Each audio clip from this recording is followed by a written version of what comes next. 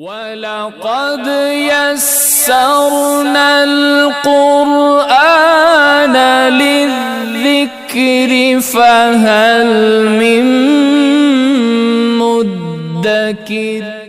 আল্লাহ পাক রব্বুল আলামিন বলেন, আমি রব্বুল আলামিন যখন কুন বলি ফায়াকুন সাথে সাথে সৃষ্টি হয়ে যায়। আমি রবের জন্য হাইড্রোজেন এবং অক্সিজেনকে একত্রিত করা, তারপরে পানি তৈরি করা, তারপরে শেওলা তৈরি করা, তারপরে কীট, তারপরে ব্যাঙ, তারপরে বানর। আমি রব্বুল আলামিনের জন্য এতগুলা স্টেপের কোনো প্রয়োজন নাই। আমি রব্বুল আলামিন ইন্নামা আমরুহু ইযা আরাদা শাইআন আইয়াকুলা লাহু কুন ফায়াকুন। পৃথিবীর মানুষ, আমি তো সেই রব। ইন্নামা আমরুহু ইযা আরাদা শাইআন ইয়াকুলা লাহু কুন ফায়াকুন। আমি যখন কোনো কিছু সৃষ্টি করতে চাই, আমি যখন অর্ডার করি হও তখন হয়ে যায়। আল্লাহ বলেন, আমি যখন অর্ডার করি হও তো তখন হয়ে যায়। আমি রব্বুল আলামিন কোনো একটা জাতি তৈরি করার জন্য, কোনো একটা প্রাণী তৈরি করার জন্য এতগুলা স্টেপ আমার জন্য প্রয়োজন নাই। ইন্নামা আমরুহু ইযা আরাদা শাইআন আইয়াকুলা লাহু কুন ফায়াকুন। কুন ফায়াকুন আমরা আঞ্চলিক ভাষায় কিন্তু বলি কুন ফায়াকুন, বলি কিনা? আল্লাহ পাক রব্বুল আলামিন আদমকে স্ট্রাকচার পর্যন্ত, মাটি থেকে স্ট্রাকচার পর্যন্ত কয় বছরে তৈরি করলেন? আপনারা আছেন তো? আছেন? আল্লাহ রাব্বুল আলামিন ফেরেশতাকে অর্ডার করলেন, জমিন থেকে মাটি নিয়ে আসো। ফেরেশতা জমিন থেকে মাটি নিয়ে গেলেন আল্লাহর দরবারে। আল্লাহ পাক রব্বুল আলামিন আকাশকে অর্ডার করলেন, ইয়া সামা ইমতির 40 সানা। ও আকাশ, এই যে মাটি আনা হয়েছে, এই মাটি থেকে আমি স্পেশাল কোনো একটা জিনিস আমি তৈরি করব। ইমতিন 40 সানা। তুমি কি করো? এই মাটির মধ্যে 40 বছর পর্যন্ত বৃষ্টি দিতে থাকো। কয় বছর পর্যন্ত? ইয়া সামা, হে আকাশ, ইমতির 40 সানা। তুমি এই মাটির মধ্যে 40 বছর শুধু বৃষ্টি দিতে থাকো। আল্লাহ রাব্বুল আলামিন জমিন থেকে যে মাটি নিলেন, এই মাটিতে কয় বছর পর্যন্ত বৃষ্টি হলো? 40 বছর পর্যন্ত বৃষ্টি হওয়ার পরে কি হলো? আল্লাহ পাক রব্বুল আলামিন তাও বর্ণনা করেছেন সূরাতুল হিজরে। আল্লাহ রাব্বুল আলামিন বলেন, 40 বছর পর্যন্ত ওই মাটিতে বৃষ্টি দেওয়ার পরে যা হলো, ওয়ালাকাদ খালাকনাল ইনসানা মিন সুলালিম মিন হামাইম মাসনুন। আল্লাহ রাব্বুল আলামিন বলেন, ওই মাটিতে যখন আমি প্রবল বৃষ্টি দিলাম, আপনারা বলেন এই কিলোগ্রাম এলাকায় সবগুলা রাস্তায় পাকানা মাটির রাস্তা আছে।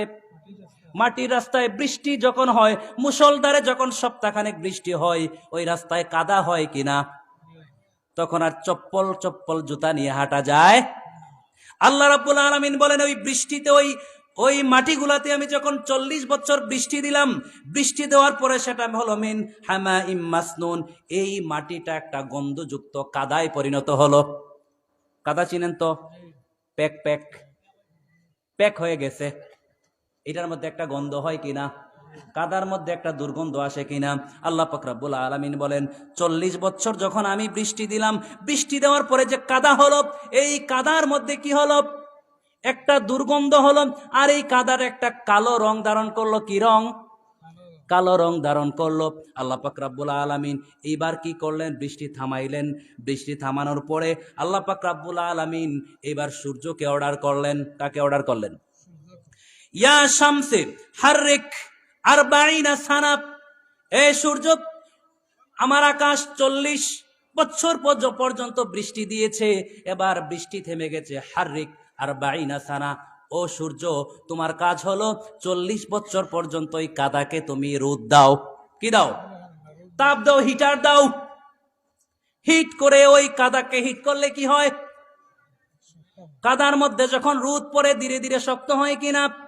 আল্লাহ পাক রব্বুল আলামিন তারপরে যে 40 বছর ওই কাদার মধ্যে রোদ হওয়ার পরে তারপরে কিসে পরিণত হলো?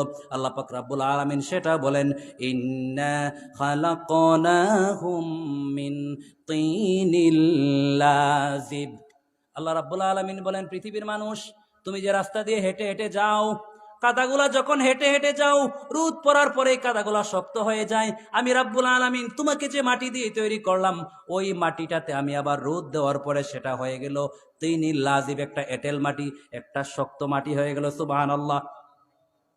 আল্লাহ পাক রব্বুল আলামিন এইভাবে 40 কয় বছর হলো? 80 বছর চলে গেল। তারপরে আল্লাহ পাক রব্বুল আলামিন আমাদের স্ট্রাকচারটা তৈরি করলেন।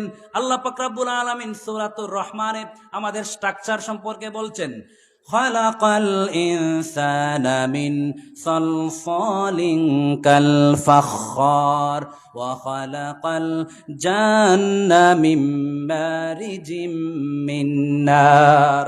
পৃথিবীর মানুষ, আমি মানব জাতিকে সলসালিন কাল ফাখখার, এঁটেল মাটি থেকে ঠনঠনে মাটি যখন শুকানো হয়, মাটির যে হাড়ি পাতিল আঙ্গুল দিয়ে নখ দিয়ে আঘাত করলে ঠনঠন শব্দ হয় কিনা?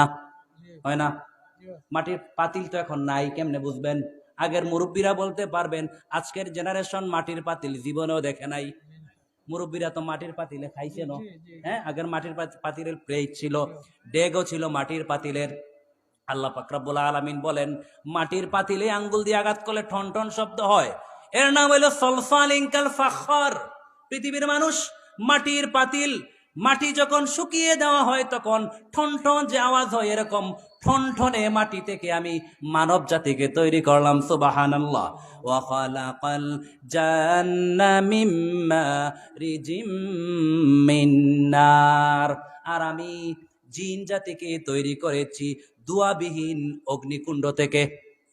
জিনরে কি দিয়ে তৈরি করা হয়েছে? শয়তানকে কি দিয়ে তৈরি করা হয়েছে? আগুন দিয়ে তৈরি করা হয়েছে।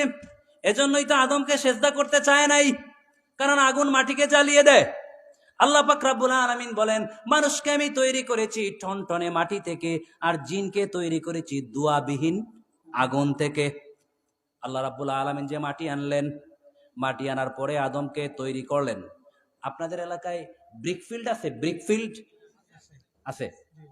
কাজ করে এখানে কাছে গিয়ে দেখছেন যে ফর্মার মধ্যে মাটি রাখা হয়, ইটের ফর্মা দেখছেন তো? যে মাটিগুলা আনা হয় ফর্মায় দেওয়ার জন্য, সবগুলাই ইট হয় না, আশপাশে কিছু পড়ে, আশপাশে কিছু জোরে পড়ে না? এগুলা কিন্তু আনা হয়েছিল ইট বানানোর জন্য, কিন্তু এদের ভাগ্যে ইট হওয়ার তৌফিক হয় নাই, বুঝেন নাই? ঠিক আদম আলাইহিস সালামকে বানানোর জন্য যে মাটি আনা হয়েছিল, আদমের স্ট্রাকচার তৈরি করার পরে সবগুলা মাটি কিন্তু আদমের স্ট্রাকচারে আসার সৌভাগ্য অর্জন করতে পারে নাই, কিছু মাটি এদিক সেদিক পড়ে গেছে। আল্লাহ রাব্বুল আলামিন বলেন, আমি মাটি এনেছি আদমের স্ট্রাকচার বানানোর জন্য। এই মাটি যেহেতু সম্মান সূচকভাবে আমি এনেছি, এই মাটিটাকেও আমি অসম্মানিত করব না। আল্লাহ পাক রব্বুল আলামিন ফেরেশতাকে অর্ডার করলেন, ফেরেশতা, এই যে মাটির যে অবশিষ্ট অংশ আছে, আমার আদমের স্ট্রাকচার দেওয়ার পরে আশপাশে যা পড়ছে সবগুলাকে একত্রিত করো, একত্রিত করে তুমি একটা খেজুর গাছ বানায় দাও। সুবহানাল্লাহ।